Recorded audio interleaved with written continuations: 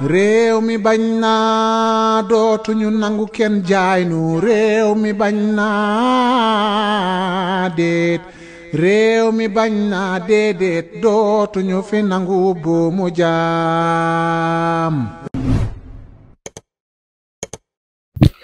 Bonjour chers abonnés de C'est le bon TV ñu ngi leen di nuyu di leen ziar di leen dalalaat encore ci seen émission Parlons Foot voilà. Comme on vous l'a dit la dernière fois émission bi dañ koy indi pour muy wax ci football et le sport en général tey nag actualité phare bi ñëpp xam nañ ko mooy li nga xam ne tey ma ngay xew fële ca Côte d'Ivoire di la Coupe d'Afrique des Nations te Sénégal di ñu fa représenté. Voilà, je pense que ñun ñëpp on a vu ce qui s'est passé pendant les phases de groupe. On a vu du spectacle football amoon na fa y avait des équipes qui ont été renversées à la dernière minute waaw. lépp am na fa. Première partie bi ça a été une réussite totale parce que lépp lu ñu doon xaar ci football ci spectacle gis nañ ko fa voilà parce que tey y a des équipes yu nga xam tey jii peut-être xaaruñu leen woon ci phase de poule tey gis nañ leen jàll nañu et d'une façon extraordinaire. Par exemple je vous donne l'exemple du Cap-Vert bu nga xam ne tey jii nii ñu bëri tey xaaruñu ko woon deuxième tour et pourtant il est sorti d'une poule bu nga xam te y avait l'Égypte le Ghana mu génn fa avec 7 points. Voilà, donc loolu c'est l'un des faits marquants de cette première partie de compétition. L'autre fait marquant mooy par exemple tey quand on voit une Algérie bu nga xam tey jii nii qui se fait éliminer par la Mauritanie loolu aussi c'est un autre fait marquant bu nga xam tey jii nii mën nañ ci appuyer pour dire que CAN bi kat gis nañ fa ay surprises yu nga xam peut-être loolu day neexal football. Aussi il y a d'autres choses yu nga xam tey jii nii gis nañ ko fa waaw parce que tey quand tu vois le Ghana bu nga xam tey jii nii mëne woon na jusqu'à la 91e minute mu dominer le Mozambique et qui se fait renverser 5 minutes après loolu aussi gis nañ ko lu nga xam tey jii c'est un fait marquant bu nga xam xew na foofu noonu ca Coupe d'Afrique ba ci première partie compétition bi loolu aussi lu am solo la te day neexal compétition voilà. Léegi nag il y a aussi des équipes qui ont impressionné. waaw des équipes qui nous ont vraiment impressionnés et parmi ces équipes là il y a la Guinée équatoriale waaw Guinée équatoriale gis nañ ne équipe bu nga xam tey jii nii dafa indi maanaam duñ ne sax lu bees la parce que jotoon na fi wane xar kanam bu rafet bu nga xam tey jii nii c'est-à-dire équipe yi peut-être maam ñu ngi koy bàyyi xel waaw parce que la Guinée équatoriale je pense que depuis 2015 moo ngi participer à la Coupe d'Afrique des Nations et elle n'a jamais été éliminé dans les phases de poule. À chaque fois minimum dem na ba huitième de finale. Donc mën nañ ko considérer comme une équipe bu nga xam tey jii nii impressionné na voilà. Maintenant nag l'autre équipe bu nga xam tey jii nii mën nañ ne moom moo gën a impressionné ci CAN bi. waaw te ñëpp je pense que ñëpp a ngi koy wax et tout ça et ñëpp jàpp nañ ne moom mooy favori Coupe d'Afrique des Nations bi waaw mu ngi xam ne mooy le Sénégal waaw le Sénégal parce que tout simplement ils ont gagné leurs 3 premiers matchs waaw. Sénégal a gagné ses 3 premiers matchs 9 points sur 9 daa génn doon première war a tase ki nga xam ne mooy la Côte d'Ivoire. Il y a des questions qui se posent tey sénégalais boo laaj am na ñoo xam dañ naan la non Sénégal est largement favori le Sénégal va battre la Côte d'Ivoire facilement sans problème et tout ça. D'autres ñu ngi lay wax ne Sénégal bii kat même si il est favori même si le Sénégal est à son prime et tout ça cela ne veut pas dire que bu jàppee Côte d'Ivoire da ngay kii du nekk match bu nga xam ne day yomb et man je suis d'accord je suis de ceux qui disent cela waaw ñi nga xam ne tey dañoo jàpp ne match boobu du yomb man ñooñu laa àndal parce que tey ça c'est pas parce que le Sénégal dafa nekk équipe bu nga xam ne par exemple tey jii dafa nekk à son prime je ne sais pas c'est relatif on peut dire que le Sénégal est à son prime ou pas c'est des choses yu nga xam tey jii moom on peut toujours les remettre en question mais être à son prime ne veut pas forcément dire que da ngay ñëw gagner Coupe d'Afrique des Nations facilement maanaam ñëw jàpp équipe yëpp dóor. Il y aura forcément des équipes yu nga xam tey dinañ la sonal et jàpp naa ne match bii ñu jëm nii bu nga xam ne moom la ñu war a tase Côte d'Ivoire match boobu dina ci bokk waaw ça sera l'un de nos matchs les plus difficiles dans cette Coupe d'Afrique des Nations pour plusieurs raisons. Voilà, la première raison mooy la Côte d'Ivoire c'est le pays organisateur waaw te gis nañ Sénégal à chaque fois buy tase le pays organisateur il a toujours eu des problèmes voilà il a toujours eu des problèmes même si entre boobu ak léegi beaucoup de choses ont changé. Voilà, le Sénégal, on se rappelle, le Sénégal face à l'Algérie en 90, même si on n'était pas encore là pour regarder ces matchs-là. Le Sénégal face à l'Algérie, yombul woon. Et on a fini par perdre ce match-là. L'Algérie était le pays organisateur. En 90 jàpp Sénégal door ko 2-1 beneen bi ci topp en 2000 je pense face au Nigeria gis nañ li fa xewoon on a joué un très bon match on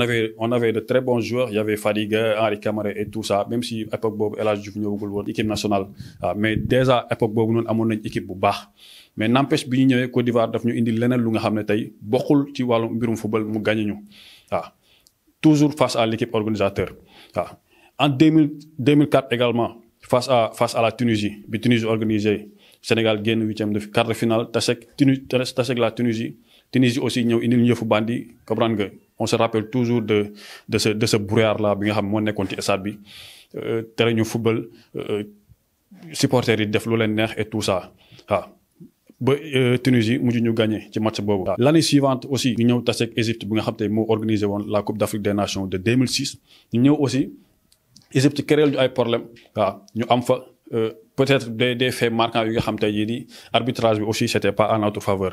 waaw Égypte aussi gagné ñu donc juste pour bu ñu basé wu ci loolu on peut dire que historiquement parlant le Sénégal maanaam a toujours eu des problèmes avec le pays organisateur mais nag tey bon mën nañ ne c'est une autre époque waaw beaucoup de choses ont changé les choses qui ont changé mooy tey y a plus de erreur arbitrage mënatuñ ko wax tey parce que y a le VAR et tout ça donc foofu suñu xel mën na dal foofu noonu waaw l'autre aspect mooy que Sénégal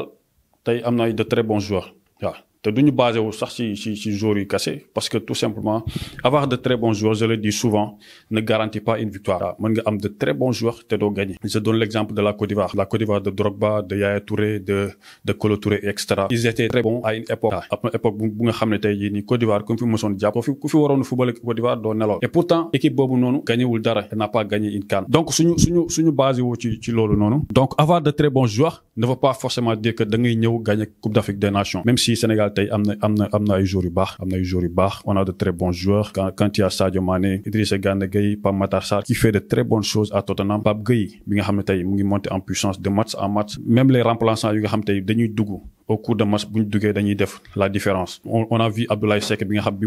mu remplacé Abdou Diallo bi mu ñëwee il a fait un très bon match sax xaaruñu ko woon ñi nga xam ne peut-être tàmmuñu seetaan Abdoulaye Seck ñoom xaaruñu woon ne Abdoulaye Seck dina def loolu yeneen joueurs yi nga xam ne aussi Elimane Ndiaye à chaque fois qu'il entre en jeu il fait la différence donc suñu basé woo ci yooyu yëpp mën nañ ne Sénégal kat am na équipe bu nga xam ne tey par exemple tey war na mën a jàpp Côte d'Ivoire gagné ko damay continuer di wax ne maanaam toutes ces choses là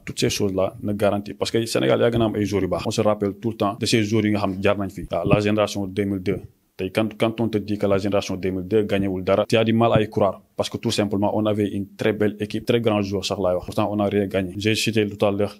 l'exemple de la Côte d'Ivoire de Drogba bi nga xam ne gagnewul ba léegi la Coupe d'Afrique des Nations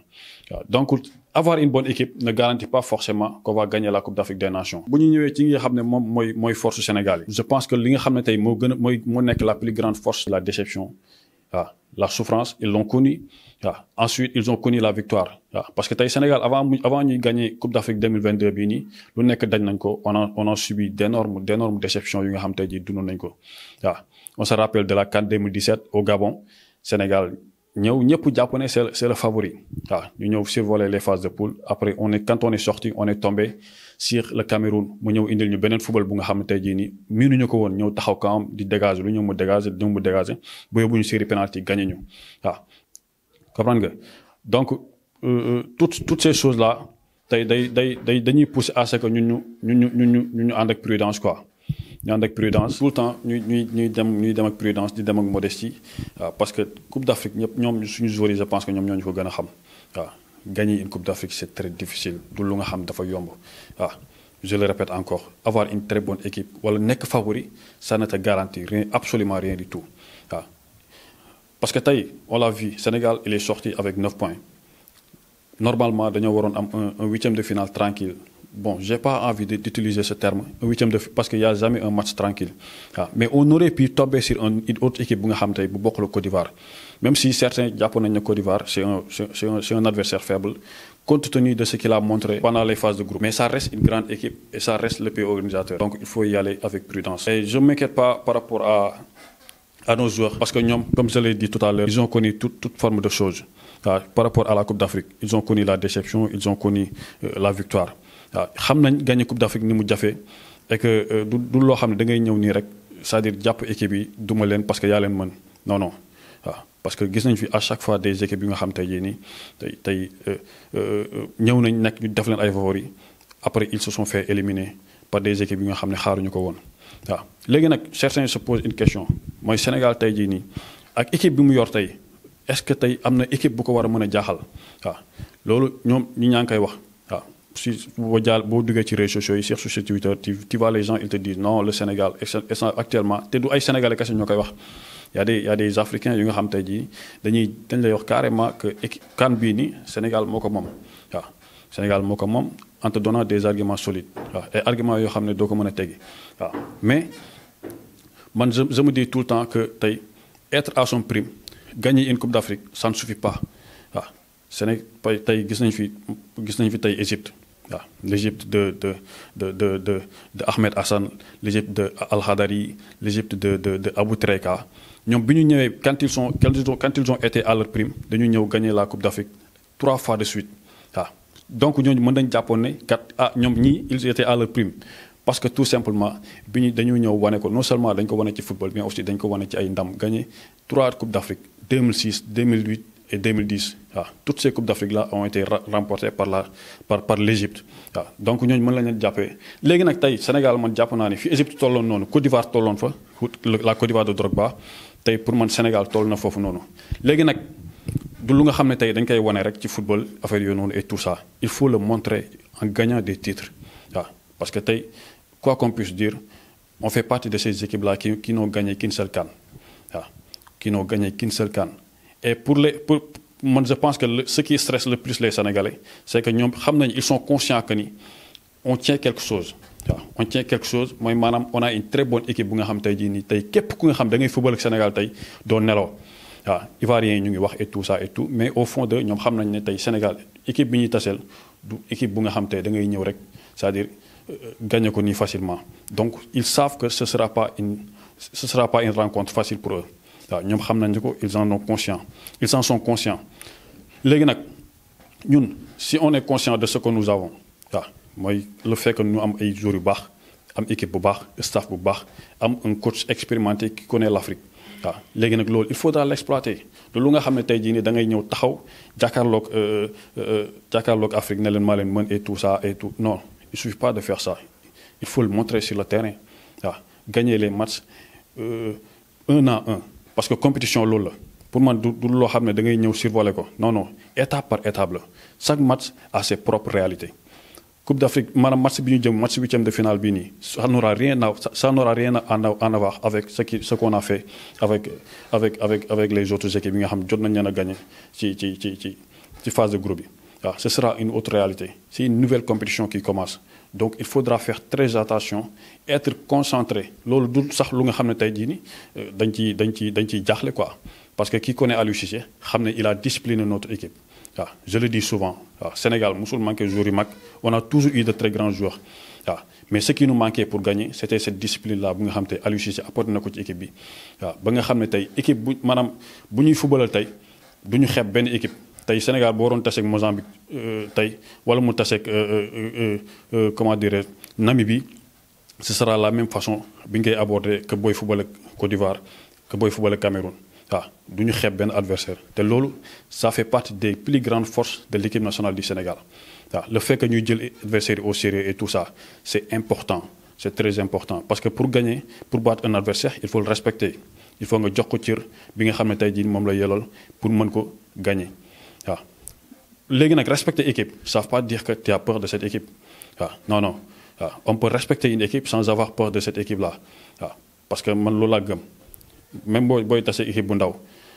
nga jàpp ko yow en âme et conscience nga xam ne équipe bi yaa ko mën waaw da nga ko war a respecter waaw bu ngeen wàccee ci terrain parce que les réalités yi nga xam tey jii moom mooy xew ci biir terrain bi ça n'a rien à voir avec li nga xam ne moom la ñuy wax avant match waaw mën nga ñëw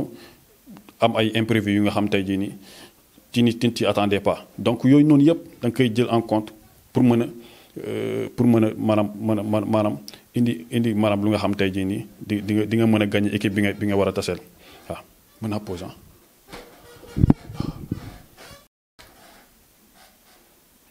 donc pour revenir à ce match là bi nga xam tey moom moo ñuy opposé à la Côte d'Ivoire bi nga xam tey moom la ñu war a jouer lundi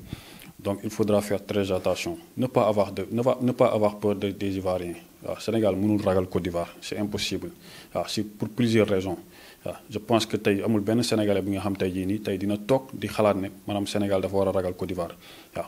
mais adversaire bu nekk da nga ko war a respecter jox ko cër bi mu moom c'est-à-dire nga kii ko waaw parce que bu ñu xoolee ci histoire football tey jii nii beaucoup d'équipes yi nga xam tey jii ñëwoon nañ def nañ leen favori bi ñu ñëwee ils se sont cassés les dents comprendre nga ils se sont fait éliminer waaw mën nañ joxe plusieurs exemples waaw mën nañ joxe plusieurs exemples donc équipe boo ko bëggee dóor comme je l'ai dit tout à l'heure da nga koy respecter jox ko cër jox ko li nga xam ne tey jii nii moom la moom même si l'adversaire est beaucoup plus faible warul tax nga xeeb ko waaw donc Côte d'Ivoire c'est une équipe c'est une très bonne équipe nañ jàpp ne Côte d'Ivoire c'est une très grande équipe waaw avec de très bons joueurs waaw ñu jël leen respecter leen jox leen cër dem ak ñoom ci terrain bi football li ñu war a football comme si c'était la finale waaw ñu gagné leen après on passe à autre chose. Il faut ñu xam ne c'est-à-dire c'est une nouvelle compétition qui commence et face à la Côte d'Ivoire le pays organisateur il y a d'autres choses yu nga xam tey day entrer en compte waaw du football du yam ci terrain bi kese il y aura d'autres choses ils seront forcément beaucoup plus nombreux au stade waaw parce que ils jouent chez eux. Sur le terrain peut-être on va dominer dinañ leen dominer ci football et tout ça mais ça ne garantit absolument pas la victoire donc nañu